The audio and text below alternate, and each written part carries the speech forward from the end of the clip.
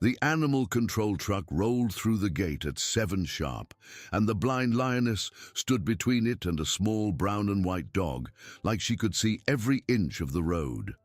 Kira's ears were back, her tail rigid. Stephanie Burns ran up with a folder pressed to her chest, breath tight. She had used every hour of the 48 they gave her, and she still couldn't explain how a dog no one had noticed had kept a blind lioness alive. Before we go on, comment down below where in the world you're listening from, and hit that subscribe button so you never miss a story like this one. The officer in the truck was a heavy-set man with kind eyes and tired shoulders, and he did not want to be there. He rolled the window down and cleared his throat. "Ms. Burns, you got that paperwork or not?" Stephanie couldn't answer at first. Her mouth was dry, her fingers stiff around the folder. Behind her, the small dog. Bo sat down slowly, like his legs hurt him now, and pressed the side of his head against Kira's front leg. Kira did not move. She just breathed the slow, heavy breath she always breathed when she wanted him close. Everything in Stephanie's life for the last month had come down to this: a folder, a signature, a dog that had spent a year and a half doing something no one at Sunridge had bothered to see. She held out the folder, and because her hand was still shaking, she said, "You need to look at this before you touch him."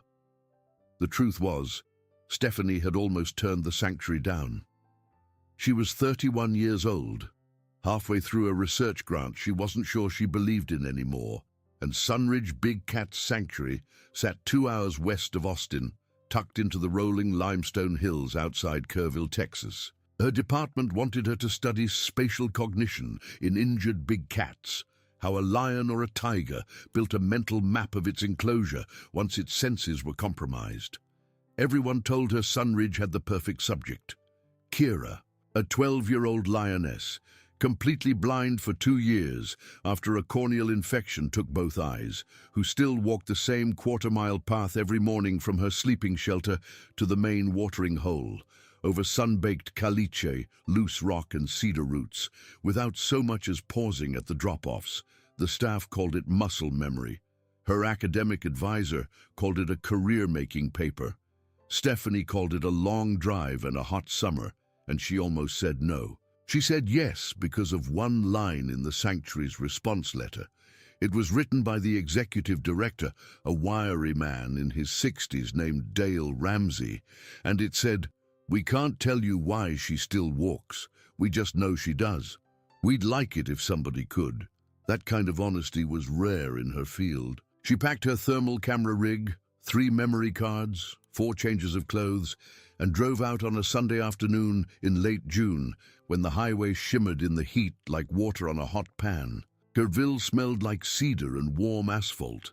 The sanctuary road went another 12 miles past town, past a stretch of ranches with cattle standing motionless under mesquite trees, past a rusted trailer with a hand-painted sign that said, "Fresh honey, knock loud." She turned in at a wooden arch that read, "Sunridge," and drove down a caliche drive that made her tires sound like they were rolling over dry cereal. When she stopped in front of the office, a small building of white siding and green trim with a screen door that banged in the wind, a man came out to meet her. Dale Ramsey was thin and sunburned across the bridge of his nose. He wore a straw hat, jeans that had been washed 1,000 times, and a t-shirt with the sanctuary logo faded almost to nothing. He shook her hand hard, in the way of men who don't know their own strength, and said, "Bob would have liked you. He always said scientists show up in the wrong shoes." Stephanie looked down at her hiking boots and laughed for the first time in a week. "Bob?" she asked. "Bob Wilkins," Dale said. "Founded this place. He died 2 years ago, about the same time Kira went blind. Feels wrong that he isn't here to meet you. He was the one who wrote back to the university, back before he got sick. He said we needed somebody who could tell us what we were looking at. Then he passed, and nobody had the heart to follow up till this year." He looked away when he said it, and Stephanie understood without asking that Bob Wilkins had been the kind of man whose absence changed the air of a place. Dale walked her out to the main enclosures that first evening. There were 3 tigers rescued from a defunct roadside zoo in Oklahoma, 2 black leopards from a private collector in Louisiana who lost his license, a cougar named June who had lived her whole life in a cage the size of a bathroom and was still learning to walk on grass. And at the far end of the property, past a windbreak of tall junipers, Kira. She was lying on her side under a slab of shade cast by an old wooden lean-to, and her breathing was slow and even, and her closed eyelids were sunken over the empty sockets like folded paper. Stephanie had seen photographs. Photographs did not prepare her. There was still muscle across the lioness's shoulders. Her paws were huge and calm. She had a small notch missing from her right ear, and her flanks rose and fell with the kind of dignity you can't buy or fake. "Every morning at first light," Dale said. "She walks from that shelter to the watering hole and back. Same path, never wanders. We keep it clear. We watch. But most days we don't have to." Stephanie asked how it worked. Dale opened his mouth to answer and then closed it again. "I've been asking that myself for 2 years," he said. "I stopped trying to explain it.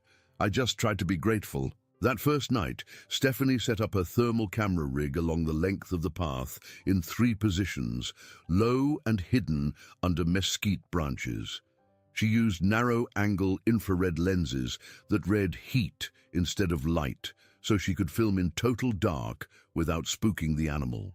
She was in bed by 10 in the guest house behind the office, listening to the crickets and one distant coyote and the fan clicking over her bed, thinking about her advisor and her grant renewal and whether she had chosen the right subject. She did not fall asleep for a long time. At 4 in the morning, she was already back on the ridge above the enclosure, coffee in a thermos, notebook open on her knee. She watched the first pale line of light climb along the eastern hills. She watched a jackrabbit cross the path. She watched Kira walk out of her shelter, sniff the wind, and start down the Kalisha toward the water. It was exactly what Dale had described. The lioness moved without hesitation. She avoided the biggest root at the second bend by dipping her head. She sidestepped a loose stone near the third bend as if she had seen it 100 times before. She reached the water, drank, and turned around. 22 minutes there and back, according to Stephanie's watch. When Kira was back in the shade of her shelter, Stephanie packed up the cameras and went to review the footage in the office. Dale had left her a plate of homemade banana bread on the desk and a note that said, "Milk in fridge. Don't touch the mug with the tiger on it. It's Marcy's, and she's meaner than any of the cats." Stephanie ate 2 slices and started the review. On the visible light camera she had also mounted, everything looked as described. Kira walked. Kira drank. Kira walked back. Then she opened the thermal file, and for a long moment she thought her card was corrupted. Because there were not one warm shape on the path, there were 2. A big one, Kira, glowing coral pink against the cool blue of the ground, and beside her, just below her shoulder, a small warm smear about the size of a knee-high dog. It walked in perfect step. When Kira slowed, it slowed. When Kira reached the bend where the root was, it pressed briefly against her flank, and the lioness dipped her head at the exact moment before her paw met the root. Stephanie leaned closer to the screen. Her coffee went cold in her hand. She rewound the footage and watched it again, then again. The small, warm shape was there for the whole walk. 22 minutes. Not once did it leave the lioness's side. She almost missed dinner that night because she was still at the screen. She almost missed breakfast the next morning because she went out at 3:30 to set the cameras earlier. She wanted to see it approach. She wanted to see how the 2 of them met each morning. And what she filmed and later reviewed with her hands trembling slightly on the mouse was this. The small, warm shape crossed the yard from the direction of the office. It came at a slow, unhurried walk. It stopped just outside Kira's shelter, sat down, and waited. When Kira stirred and stood, the shape stood too. When Kira stepped out into the greying dawn, the shape was already at her shoulder, as if it had been coming to work every morning for a very long time. At breakfast, she asked Dale, "Whose dog is that little brown and white one?" Dale, chewing scrambled eggs, said without looking up, "That's Bo. He belongs to somebody on staff." "He belongs to himself now," Dale said. "He was Bob's. Bob picked him up out on the road one afternoon. About 8 years ago. Left ear had been chewed by something. Bob brought him home, patched him up, said, 'This one's a keeper.' They were together right up till the day Bob died. Then Bo just kind of stayed. Sleeps on the porch of the office most nights. Eats what Marcy leaves in a bowl. Nobody's really claimed him, and he hasn't asked to be claimed." He paused with his fork halfway to his mouth. "Why?" "He walks with Kira," Stephanie said. "Every morning. He walks the whole path with her." Dale set the fork down. "Well," he said after a while, "that would explain a couple of things, wouldn't it?" Marcy Whitfield had been at Sunridge for 11 years. She was a broad-shouldered woman in her late 50s, with steel-grey hair pulled back tight and a pair of reading glasses on a beaded cord around her neck. She managed the front office, the volunteers, and, according to Dale, just about anything else we're too tired to argue about. When Stephanie showed her the thermal footage, Marcy watched in silence. And then she took her glasses off and rubbed the bridge of her nose. "I saw him walking with her once," Marcy said quietly. "About a year ago. I thought I was making it up. I thought, well, he'd been Bob's dog, and he was probably just wandering. I didn't know he was doing that every day. Nobody looked." Stephanie asked if she could pull the sanctuary's old security footage. Sunridge had cameras at the office, at the front gate, and at the corner of Kira's enclosure. Cheap, low resolution, but they saved to a hard drive that went back 3 years. Marcy said she could, and by that afternoon they were both in the office with the fan on and the blinds drawn, scrolling through 18 months, then 20, then 24. They watched Kira's night patrols, the fence checks, the deer at dawn. And then, on a date exactly 6 days after Bob Wilkins died, a date circled in Marcy's calendar with a plain black pen, they saw the first meeting. The Lioness had lost her sight the previous winter.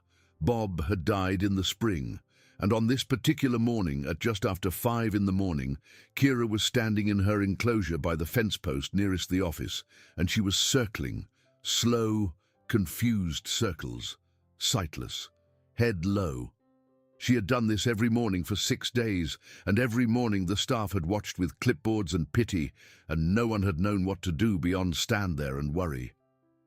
Then Bo came out of the office. He crossed the yard at a slow walk. He did not run. He did not bark. He walked straight to the fence, ducked under the lowest strand at a spot only a small dog knew about, and stopped just inside the enclosure, in front of Kira. Marcy pressed her hand to her mouth. The Lioness stopped circling. She lifted her head. She sniffed the air. And Bo, small, scruffy, 40 pounds of dust and sunlight, simply stood there. He did not touch her. He did not move. He stood in front of her, in the exact place where the path to the watering hole began, and he waited. For nearly a full minute, the two animals were still together. Then Kira lowered her head. She took one careful step forward. Bo moved with her, and together they walked that first morning down the path. Stephanie played the clip 3 times. When she looked up, Marcy was crying without making any sound.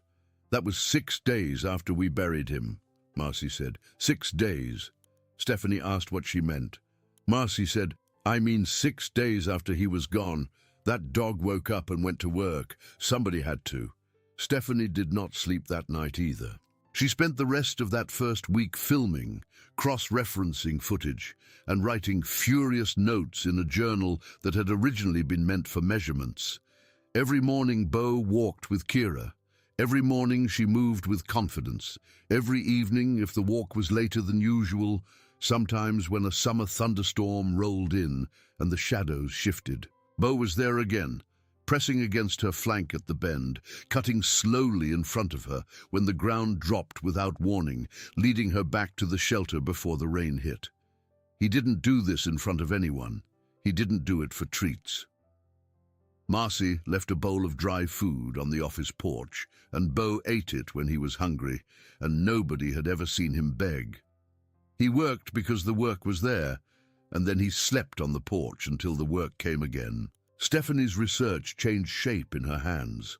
What had started as a paper on spatial cognition became something else entirely, a documented case of interspecies cooperation in a captive setting, initiated by the animal itself, unrewarded and unbroken across 18 months. She began to draft an outline. She emailed her advisor. She stayed up late one Thursday night in the second week and wrote on the back of an envelope the sentence, "The lioness did not learn her path. The dog carries her along it." Then, 3 weeks after she arrived, the board sent notice. It came on a Monday morning, and Dale walked into the office holding a printed email in his hand and a look on his face, like he had eaten something wrong. "You need to read this," he said. Stephanie read it, standing up. It was signed by 4 of the 7 board members, the 4 that mattered, and it opened with the usual condolences on the passing of their friend and founder, and it went straight from there to the point. In light of the recent research documentation, and given the sanctuary's licensing obligations under the state's captive animal statute, the board was formally required to address the presence of an unregistered domestic animal within the enclosures of protected exotic wildlife. Bo, they wrote, was not vaccinated on any documented record. He was not licensed. He was not covered by the sanctuary's liability insurance. He posed, in the wording of the email, an unacceptable risk. She had 48 hours to produce documentation, or the board would call animal control to remove the dog and presumably place him in the shelter system. She read it twice, then she read it a third time. "This is because of my footage," she said. Dale nodded slowly, not looking at her. "It is. They saw a small dog inside an exotic animal enclosure, and they saw insurance dollars." "That's exactly right. But he isn't harming anything. He's what makes it work." "I know." Dale ran his thumb along the brim of his hat. "But the board isn't just Marcy and me. The board is Kevin Frost and Linda Chase and Tom Hollis and Dr. Patterson, and Kevin Frost has been trying to shut this place down for 4 years so he can buy the land and put a rifle lodge on it." He looked up at her finally. "This is his way in." Stephanie sat down. She looked at her hands. She was not the kind of person who cried in front of strangers. She had made a small career out of not crying in front of strangers. But she felt something hot press behind her eyes, and she said very quietly, "So what do I do?" Dale sat on the edge of the desk. "You've got 2 days, he said. "You can walk into the board meeting on Wednesday morning with paperwork that registers Bo as something they can't touch, or you can watch a dog go into the shelter system and a lioness lose her sight all over again." He paused. "I don't know how that paperwork exists, but I know Bob would have found a way." She spent the rest of that day at the desk, drinking coffee that had gone cold, going through every state and federal registration category for working animals: service dog, emotional support, livestock guardian, research assistant. Each one had rules that ruled Bo out. He was not trained by an accredited program. He was not owned by a registered handler. He was not a certified anything. But there was one category, obscure, mostly used by university biology departments, that let a credentialed researcher register a specific animal as a working animal under her own study for the duration of her grant. She read that section 3 times. She read the fine print. She read the exclusions. Bo qualified barely if she added him to her research protocol and if the sanctuary's board approved him as a participant. Approval had to be in writing. Signed. Filed with the state within 72 hours. She could file the paperwork herself, but she could not force the board to sign it. That night, the night before the board meeting, she couldn't sleep. She wandered through the office at midnight, looking for anything of Bob's she hadn't already seen. Dale had told her once, casually, that Bob's old files were still in a metal cabinet in the back room, in case anybody ever wanted to know what a real man's handwriting looked like. She opened the cabinet. It smelled like paper and pipe tobacco. Inside were folders labeled in careful block letters: donors, medical, grant applications, personal. She pulled out personal. Inside were sympathy cards, a photograph of Bob shaking hands with a former governor at a benefit dinner, a folded veterinary invoice with Bo's name on it from 8 years earlier for antibiotics and stitches to a chewed left ear, and a single small memory card in a plastic case on which someone, probably Bob, had written in blue ink, "Do not lose." She took the card back to her laptop. On it there was one file, a video about 4 minutes long. Bob Wilkins, sitting in this same office at this same desk, wearing the same straw hat that was still hanging on the coat rack behind her. His face was thinner than in the photographs. The lighting was low. He was speaking to the camera the way tired men speak, like the words were being pulled up out of something deep. "This is our 5th year," he was saying. "Our accountant said we won't finish this one. He's a good accountant. He's usually right." Bob rubbed the back of his neck. "But if this is the last year, I want somebody to know why we bothered. There are places out there for the animals people wave to. Zoos with the lights, aquariums with the glass tunnels. That's a whole industry." "That's fine, that's not us." He leaned forward. "Our only job out here is to see the ones other people walk past." He looked straight into the camera. "You walk past enough of them, and pretty soon you can't see anything anymore, because you've trained your eyes wrong. Bob Wilkins, out at Sunridge, 2nd of November, just in case." The file ended. Stephanie sat still for a long time.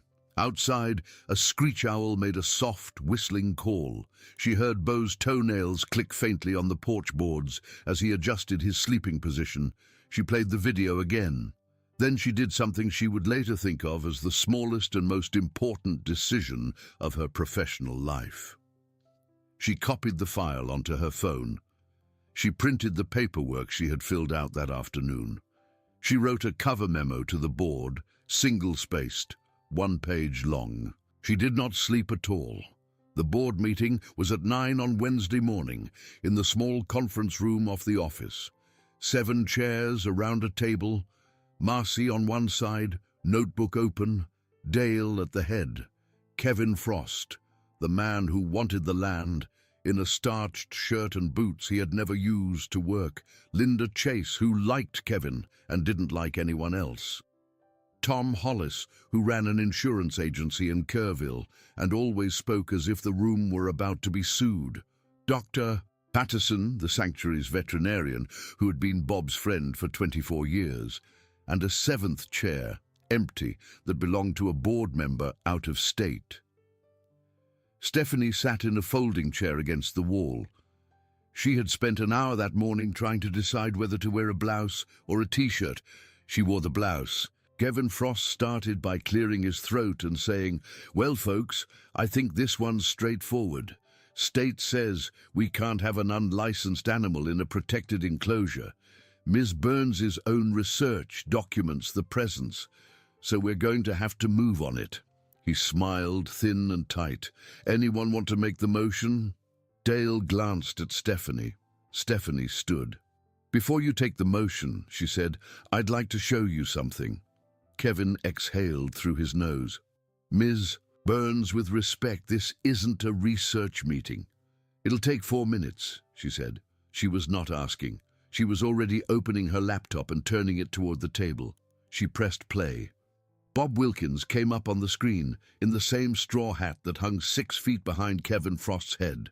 The room went very still. Even Kevin was quiet.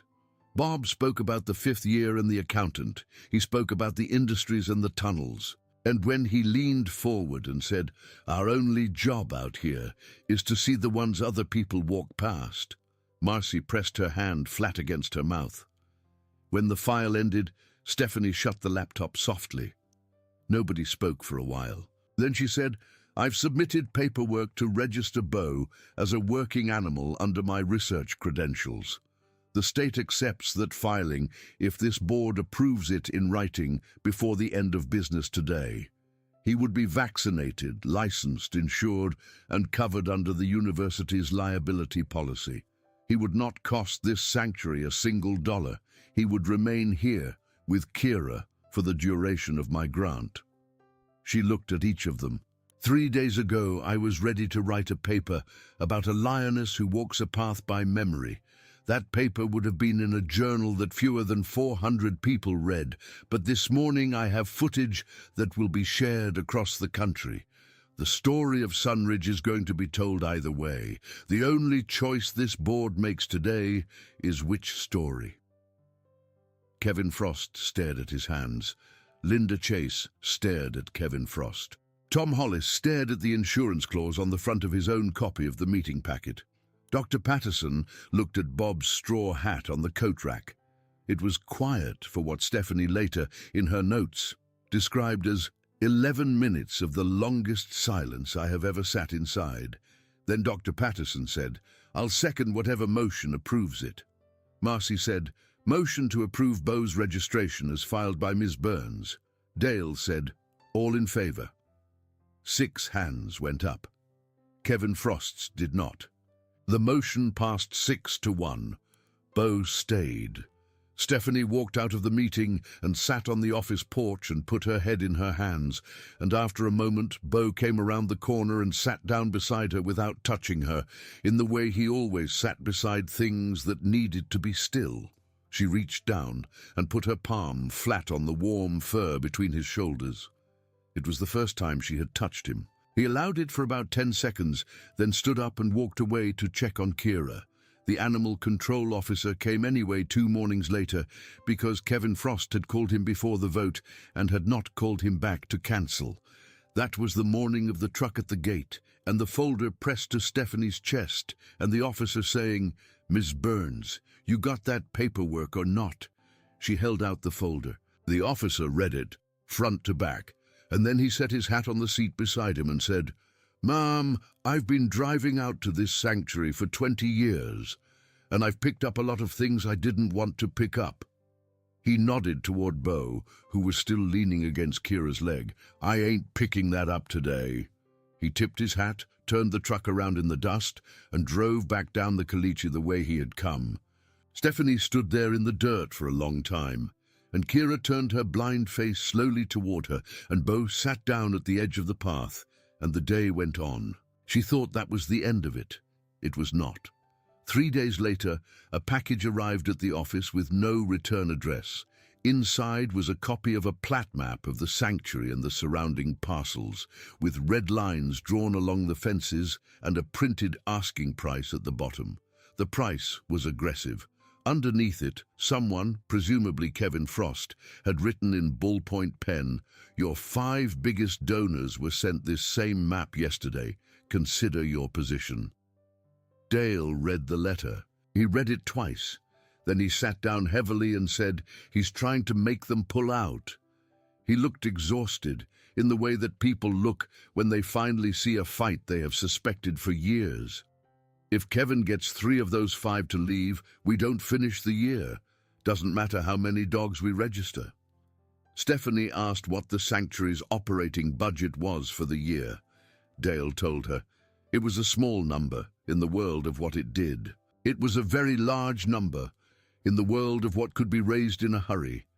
And they had, at most, 3 months. That night, Stephanie sat on the porch until well after midnight, watching the summer lightning far off over the hills, listening to Bo's slow breathing beside her. She thought about her paper. She thought about the 12 seconds of thermal footage she had, the shot where Bo pressed his side against Kira at the edge of the drop. She had planned to bury that clip in the middle of a 50-page research article that no one outside her field would ever open. She thought about Bob Wilkins saying, "Our only job out here is to see the ones other people walk past." She thought about the number Dale had told her. Then she went back inside and opened her laptop and started to write.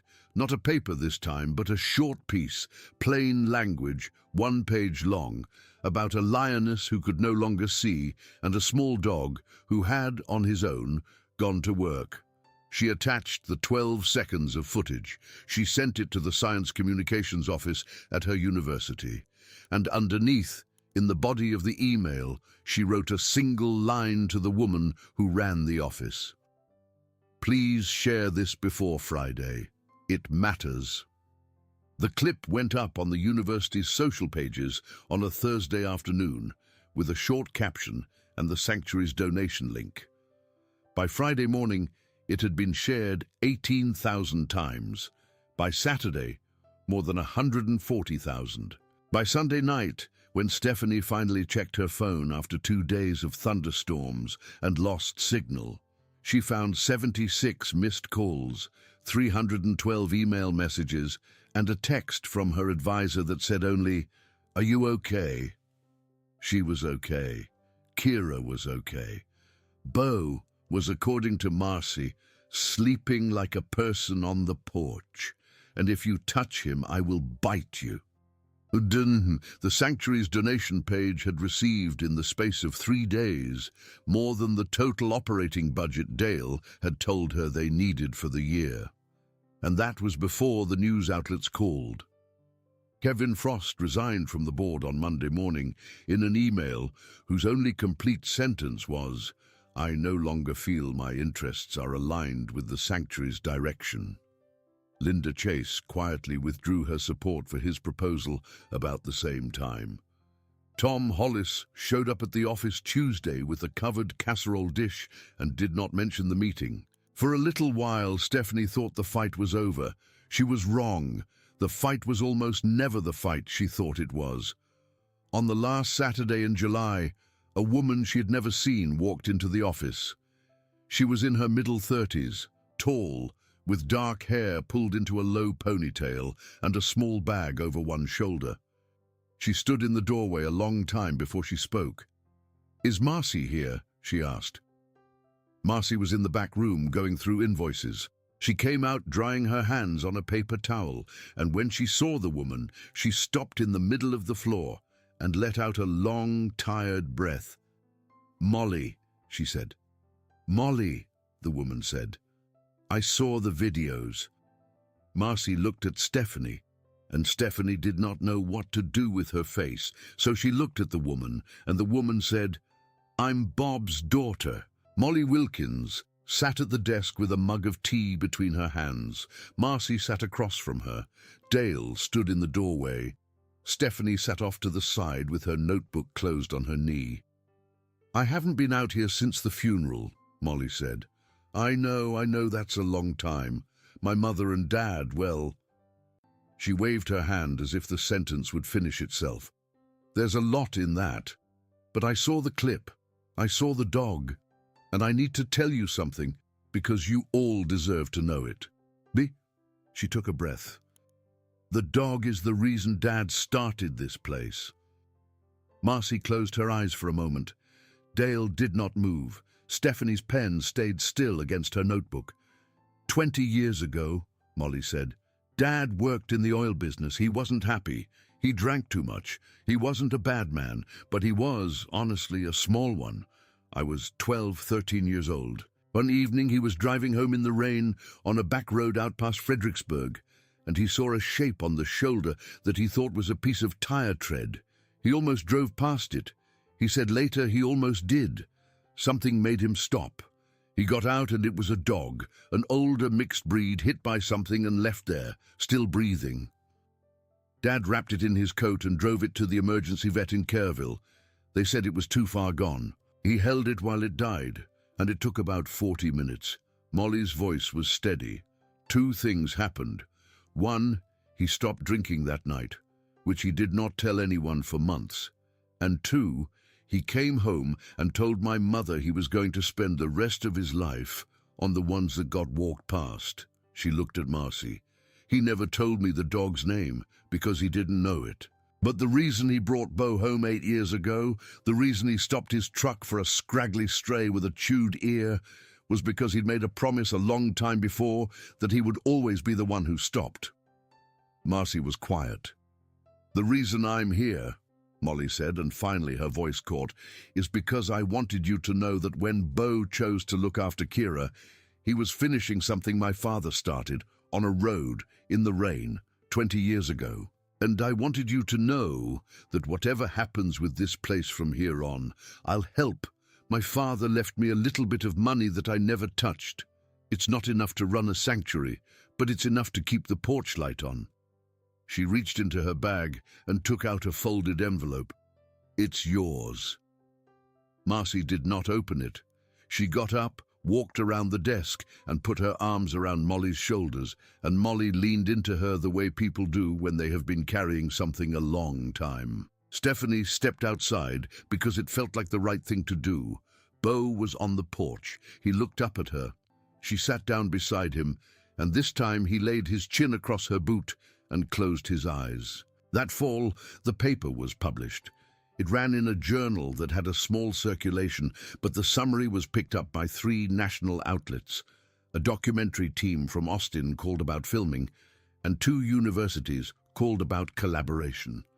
Stephanie extended her grant.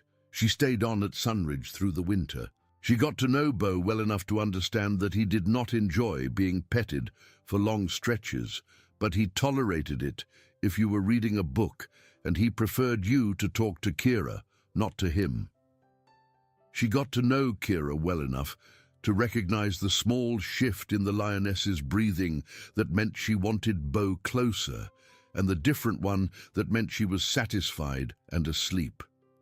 She got to know Dale and Marcy and Dr. Patterson well enough to trust them with almost anything. She thought that would be the story, but she had missed one more turn, and it came in the 2nd week of October. There had been a heavy rain the night before. The paths were slick in places, and Dale had gone out at first light to check the drainage along the low end of Kira's enclosure. He came back into the office pale under his sunburn. "Stephanie," he said. "Stephanie, you'd better come." She followed him at a run. Behind the shelter, at the point where the caliche path curved past a small rocky rise, Kira was standing still in the wet grass, not lying, standing. Her head was low. She was not moving forward. And Bo was on the ground in front of her, curled tight, chest heaving in shallow, quick breaths. There was a bright bead of blood on his front leg, and 1/2 foot away in the wet grass, Stephanie saw the shape of a coiled diamondback rattlesnake retreating slowly toward the rocks, its rattle silent now. Dale had already picked up a heavy stick from beside the trail and was standing between the snake and both animals, but the snake was leaving on its own. It slid back into the rocks and was gone.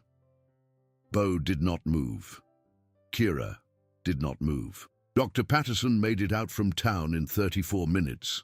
He arrived with the satchel and the sanctuary's anti-venom kit, and he moved with the kind of speed people move with, only when they truly love a small thing. He worked on Bo under the shade of the shelter. Kira lay down slowly a few feet away, keeping her body pointed toward the sound of the little dog's breathing. Dr. Patterson worked for a long time. He did not talk. When he stopped, he wiped his forehead with his sleeve and said, "He got bit up high on the shoulder, not the leg. The blood on the leg is somebody else's." He looked at Dale. "Kira's got a scrape on her paw and a nick on the pad, but nothing worse. If that snake came at her from the low rocks and Bo put himself between them..." He stopped. He looked at the dog, who was blinking slowly and breathing more evenly now. "Well," he said. Then he did what he always does. Bo lay in the shade of the shelter for 2 days. Kira did not walk the path either of those mornings. She lay near him without touching him. On the 3rd morning, at first light, Bo got up on his feet, took a slow lap around the shelter, and came back to sit by Kira's shoulder. She stood. Together they walked, slower than usual but steady, from the shelter to the watering hole and back. Dale, watching from a distance, took his hat off and did not put it back on until they were both in the shade again. Stephanie thought that would be the last turn. It was not. The following spring, the sanctuary held its annual open day, the one Bob Wilkins had started 15 years earlier, and Marcy had run every year since. It usually drew a couple hundred locals with children and coolers. That year, it drew more than 3,000 people. The line of cars stretched a mile down the Caliche Road. A local news crew came out from San Antonio. Molly Wilkins came with 2 friends and stayed all afternoon, walking the grounds slowly. A young couple who had driven in from Amarillo 9 hours in a station wagon that clearly could not have made the trip easily, brought their 8-year-old daughter, who had lost most of her sight 2 years earlier, to the same kind of infection Kira had. The girl sat quietly at the edge of Kira's enclosure with her father's hand on her shoulder. When the little dog and the blind lioness walked past on their afternoon patrol, the girl said, very quietly, without looking at anyone, "She's not scared." Marcy heard her and had to walk away for a minute. But even that was not the moment Stephanie would remember for the rest of her life. That came at the very end of the day, when the last car had rolled out through the gate and the sun was setting on the western hills in the long, low, orange way that only Texas summers do. Dale was locking up the office. Marcy was carrying folding chairs back to the storage shed. Dr. Patterson was leaning on a fence rail with a cold soda. And Beau, who had been on the porch most of the day because the crowds bothered him, got up slowly on stiff old legs and walked out toward Kira's shelter. He did not walk fast. He was, Stephanie realized then, no longer a young dog. His muzzle had gone grey months ago. He had lost weight over the winter. Dr. Patterson had told her privately in February that Beau's heart was tired. He walked past the porch. He walked past the water trough. He walked all the way to Kira's shelter, and he lay down in the doorway, where the last band of sunlight fell across the dry ground. Kira came out. She stood over him for a moment. Then she lay down beside him, in the way she had lain beside him 100 mornings after the walk, and she pressed her side gently against his back, and she stayed there while the sun went the rest of the way down. Beau died 3 weeks later on a Tuesday in the middle of the afternoon, on the porch of the office, in his sleep. Marcy found him when she came out to sweep. She did not tell Stephanie right away. She walked all the way out to the shelter first, and stood at the fence for a long time, and eventually Kira came out.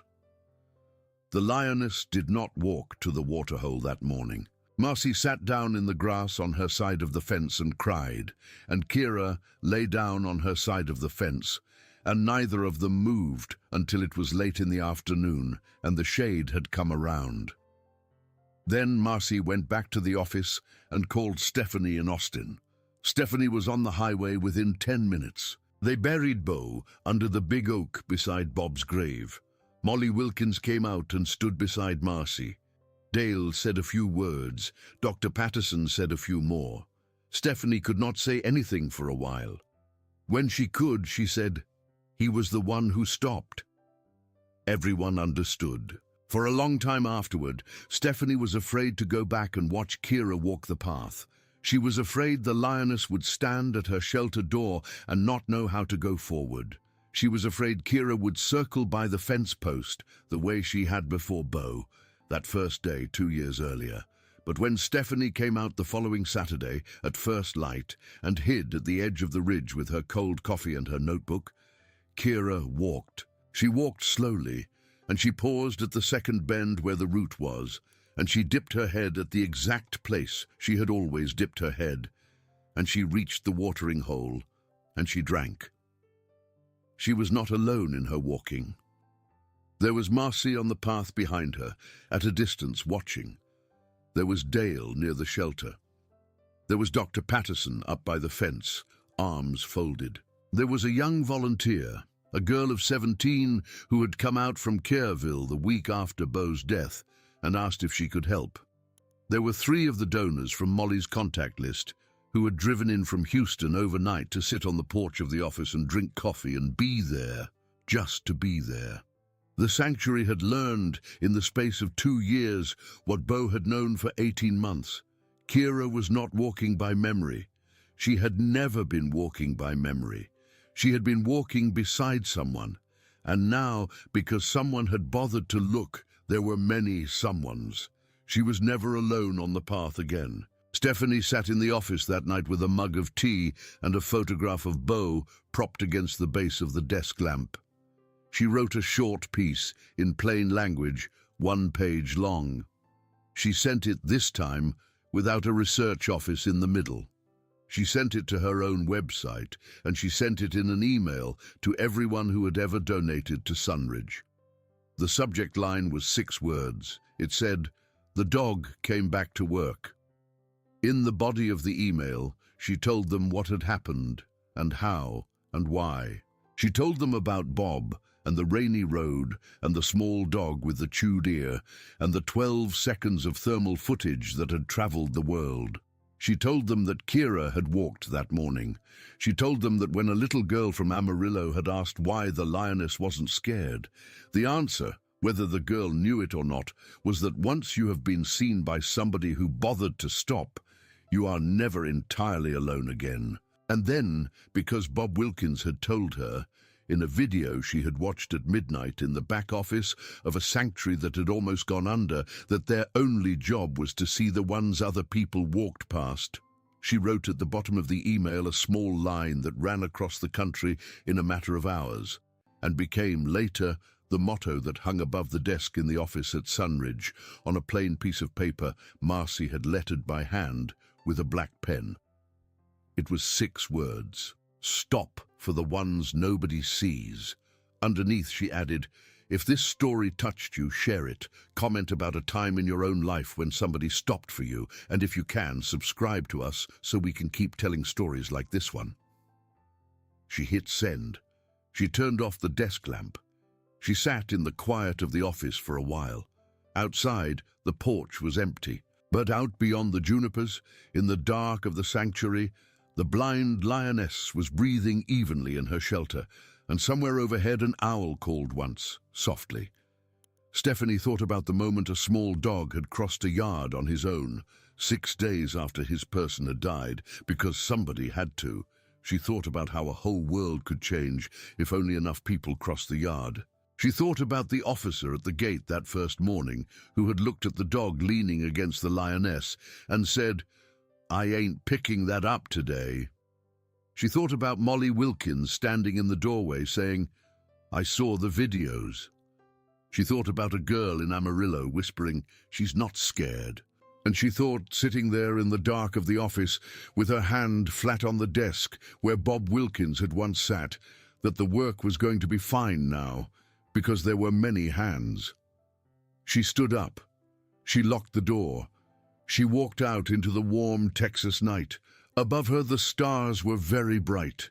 The path from the shelter to the watering hole was silvered by the moon. Somewhere in the dark, a small brown and white shape was not there and would never be there again, and at the same time was everywhere along that path, in every footprint of the lioness who kept walking, in every set of eyes at the edge of the ridge, in every letter that arrived at Sunridge afterward from strangers who had been shown, in 12 seconds of footage, what it looked like to stay beside somebody. Kira lifted her head in her shelter, sniffed the wind, listened for a long moment and lay back down. She would walk again in the morning. She would not walk alone. If this story moved you, take a second to leave a comment about somebody who once stopped for you. Share it with a person who needs to hear it today, and subscribe to the channel so you never miss the next one. Thank you for listening, and remember, the world gets a little kinder every time one of us bothers to stop for the ones nobody else sees.